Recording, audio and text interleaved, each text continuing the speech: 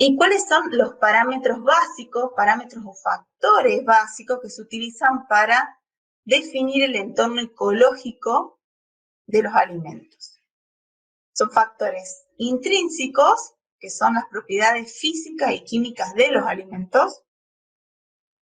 Influencia de los tratamientos tecnológicos, es cómo cambia ese medio o esa flora microbiana, estos tratamientos que le aplicamos a los alimentos para conservarlos. Factores extrínsecos, fíjense que acá estamos separando lo que es los factores intrínsecos de lo que son los factores extrínsecos, que son las propiedades químicas y físicas del ambiente en el que es mantenido el alimento.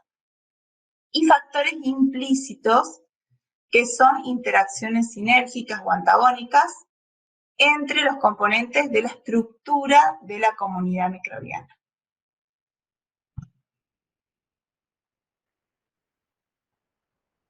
Bueno, ¿cuáles son esos factores intrínsecos del alimento? Se refiere a características que forman parte de los alimentos, de los tejidos animales y vegetales, o de los productos derivados de estas materias primas. O sea, son las características físicas y químicas que forman parte de los alimentos. Este es el pH, el contenido de humedad del alimento, el potencial de oxidorreducción, el contenido de nutrientes, componentes antimicrobianos que pueda tener ese alimento y estructuras biológicas. Esos son todos factores intrínsecos.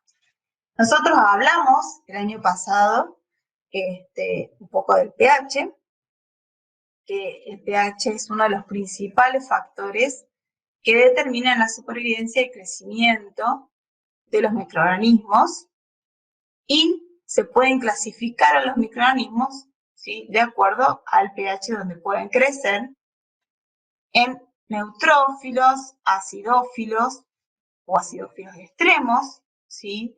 Son los microorganismos que pueden crecer a pH menores de 2, y también hay microorganismos que pueden crecer en condiciones alcalinas, se les denomina alcalófilos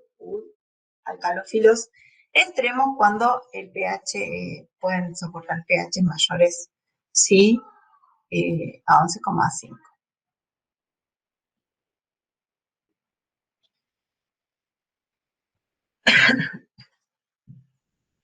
Como ya habíamos visto el año pasado, la mayoría de las bacterias crecen mejor a pH cercanos a la neutralidad, a pH 7. Los hongos, ¿sí?, dentro de los que están incluidas las levaduras,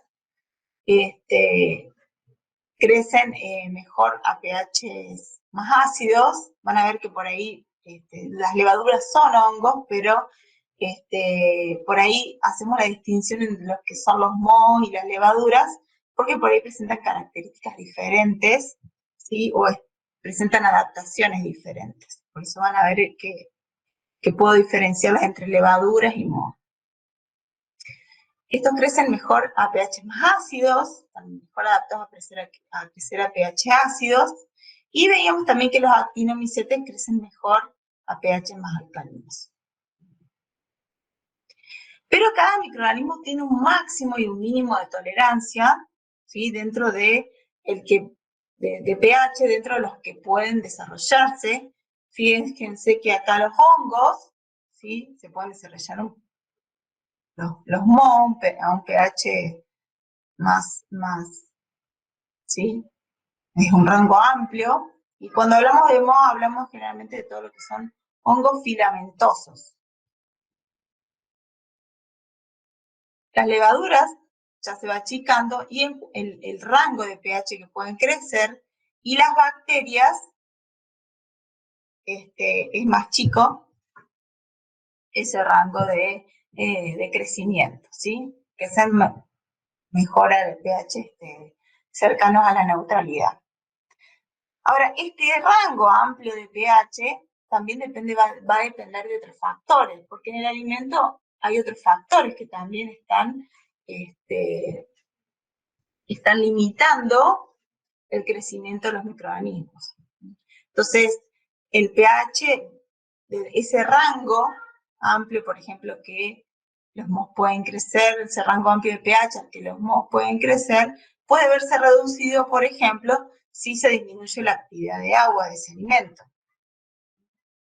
¿Qué era la actividad de agua? ¿Se acuerdan?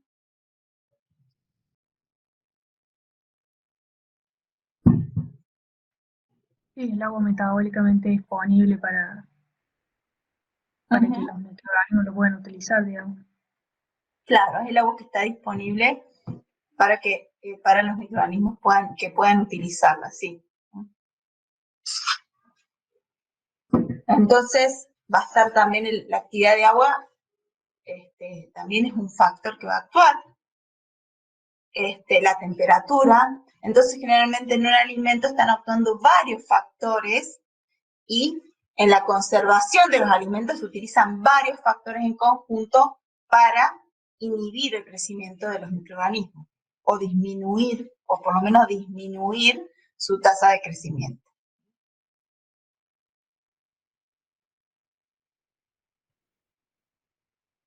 Bien. Acá en esta tabla vemos diferentes pHs que tienen diferentes alimentos. Por ejemplo, podemos ver que las frutas, por lo general, tienen pHs más ácidos. Por ejemplo, acá, bueno, la manzana tiene un pH que ronda entre los 2,9 y los 3,3, ¿sí? Un pH bastante ácido.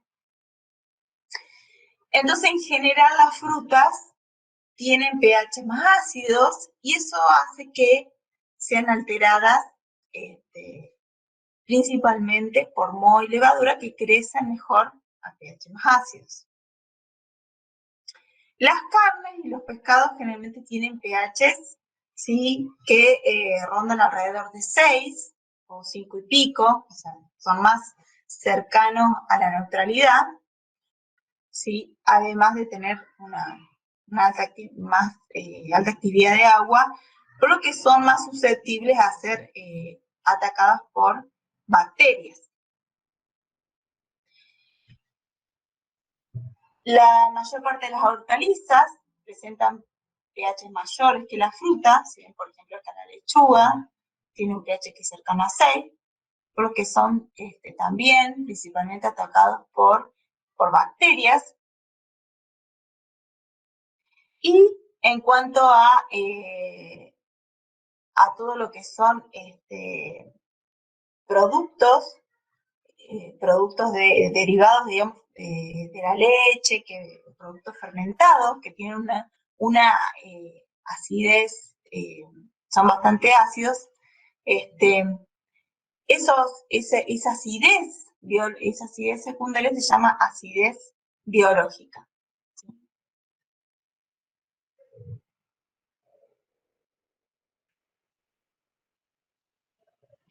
¿Y cuáles son estos efectos del pH? ¿Qué es lo que hace el pH que inhibe el desarrollo de los microorganismos? ¿Qué es lo que habíamos visto sobre el pH el año pasado? ¿Se acuerdan un poco? De cómo era el pH intracelular, cómo era el pH extracelular.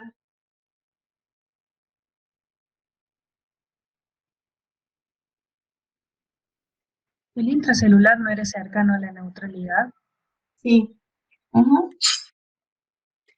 Generalmente, salvo algunas excepciones, el pH intracelular, ¿sí? Siempre se mantiene cercano a 7. Por más que el extracelular cambie. Entonces, los microorganismos necesitan, ¿sí? Mantener ese pH en 7 de alguna forma, ¿no? El pH bajo lo que hace es romper la membrana celular.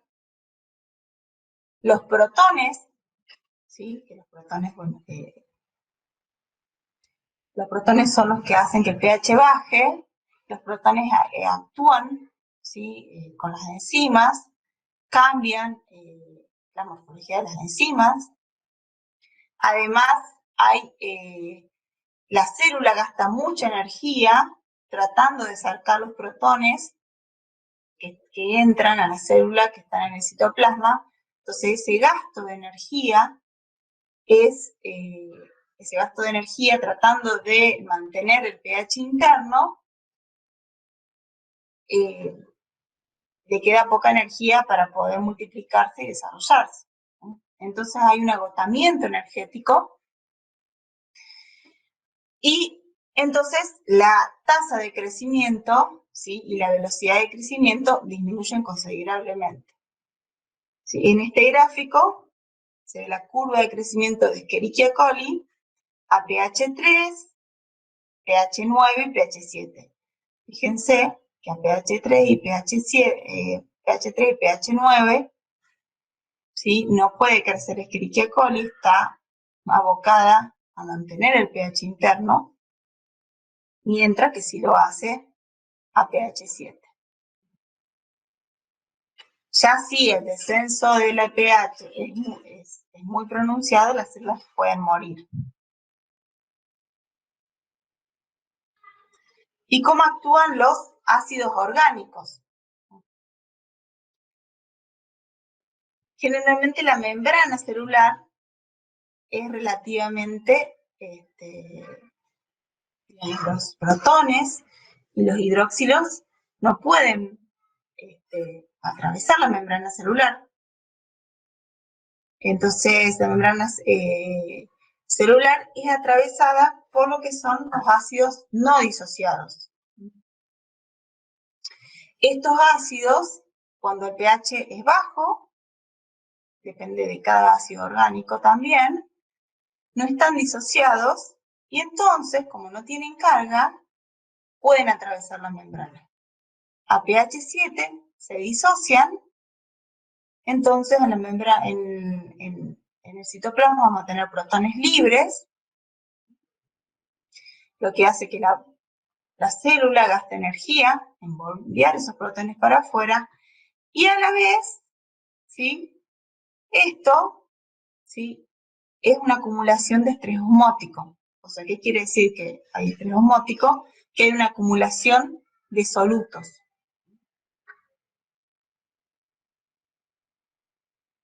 Entonces, ese es el efecto que tienen los ácidos orgánicos sobre los microorganismos.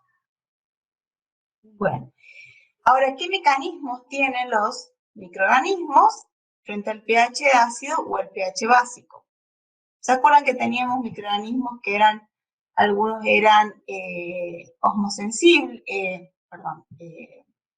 que no podían tolerar el pH, que no podían tolerar el pH ácido o el pH básico, que solo pueden desarrollarse en la neutralidad, pero hay algunos que tienen, ¿sí?, que tienen algunos mecanismos que pueden, que pueden hacer que se puedan desarrollar a pH ácido o básicos. Algunos tienen aminoácidos carboxilasas que ajustan el pH del entorno cuando este pH cae por debajo de 4. O sea, estas enzimas se activan cuando el pH es menor de 4. Y entonces descarboxilan los aminoácidos y el pH se incrementa, ¿sí?, gracias a la síntesis de amina. Por ejemplo, Clostridium puede incrementar el pH al reducir el ácido butírico a butanol. Enterobacter aerógenes producen acetoína a partir de ácido pirúvico y así disminuyen la cantidad de ácidos que puede haber y que puede afectar el pH. O sea, lo que hacen, ¿sí?, estos microorganismos es modificar el pH del medio. Eso es lo que hacen. Modifican el pH del medio mediante estos mecanismos. A pH básico también, algunos microorganismos pueden modificar ese pH del medio, por ejemplo, con las desaminasas, donde el pH al que actúan esas desaminasas es de 8, y ajustan el pH hacia la neutralidad por la acidificación que provoca porque acumulan ácidos. Entonces, estos mecanismos están abocados a, ya sea a aumentar el pH del medio o a disminuirlo, ¿sí? Ya sea que esté en un medio pH ácido o pH básico. Y como vamos a ver más adelante,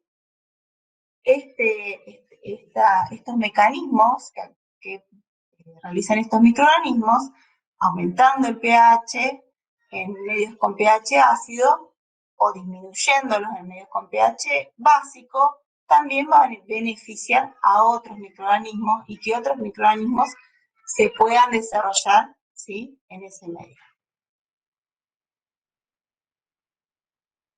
Bueno, como les hablé antes, el pH interacciona con otros factores. Por ejemplo, cuando aumenta la temperatura, el sustrato se hace más ácido, afecta la temperatura al pH, y también la concentración de sales tiene un efecto crítico, ¿sí?, en las tasas de crecimiento conseguidas a diferentes pH. La adición, por ejemplo, de 0,2 moles de cloruro de sodio es una concentración óptima para que se desarrollen algunos microorganismos, ¿sí?, como el Caligene fecalis o como Escherichia coli. Pero si aumenta esas concentraciones de sal, el rango de pH al que pueden crecer estos microorganismos se achica. Entonces acá va a estar también interaccionando la actividad de agua con el pH. También un pH adverso puede sensibilizar a microorganismos frente a diferentes agentes tóxicos que se encuentran en el medio. Entonces, todos estos factores, la temperatura, como la actividad de agua, como agentes tóxicos, van a hacer que el pH, el rango del pH de ese microorganismo, que tal vez puede crecer a un rango más amplio, se achique.